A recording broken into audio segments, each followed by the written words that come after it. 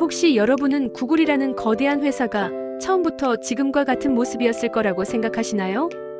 누군가의 방 한 구석에서 단 2명의 젊은이가 미래를 바꿀 만큼의 큰 꿈을 품고 시작했다는 사실, 어쩌면 상상하기 어려울지도 모릅니다.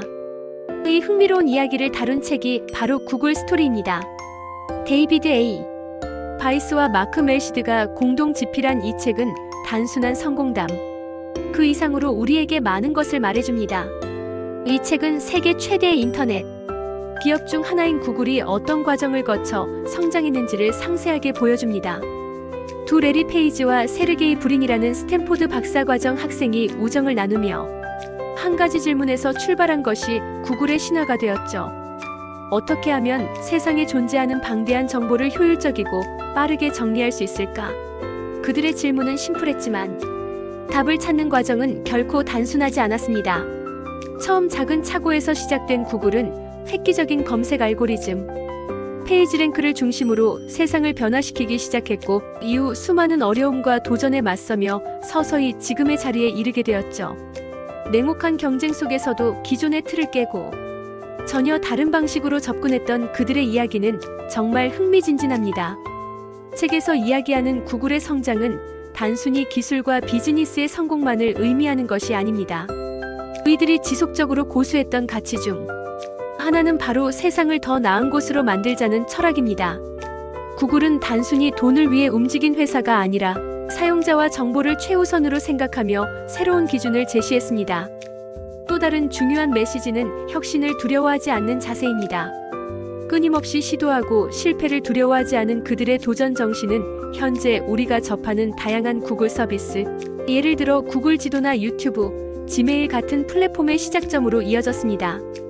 이 책을 읽고 나면 구글이라는 이름 뒤에 숨겨진 많은 이야기들과 그들의 철학이 단순히 우리 주변의 디지털 환경에만 영향을 미친 것이 아니라 현대 사회 곳곳에 깊게 스며들어 있다는 점을 깨닫게 됩니다.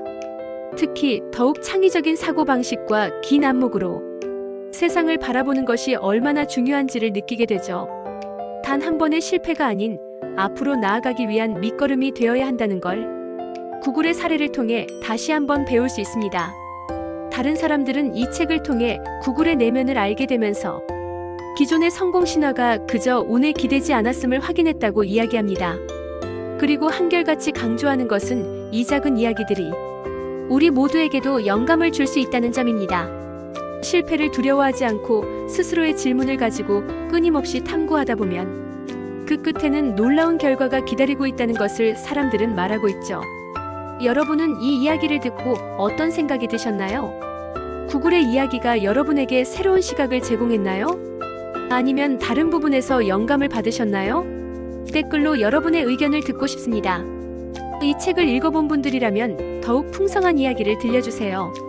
아직 읽어보지 않으셨다면 이 책이 전해주는 메시지와 경험은 여러분의 사고에 신선한 바람을 불어넣어 줄 것입니다.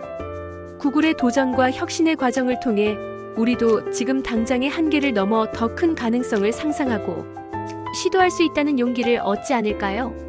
여러분의 생각과 느낀 점을 기다립니다. 구글의 시작과 성장은 단지 한 기업의 이야기가 아니라 우리가 가진 아이디어와 열정으로 세상을 바꿀 수 있다는 증거기도 하니까요.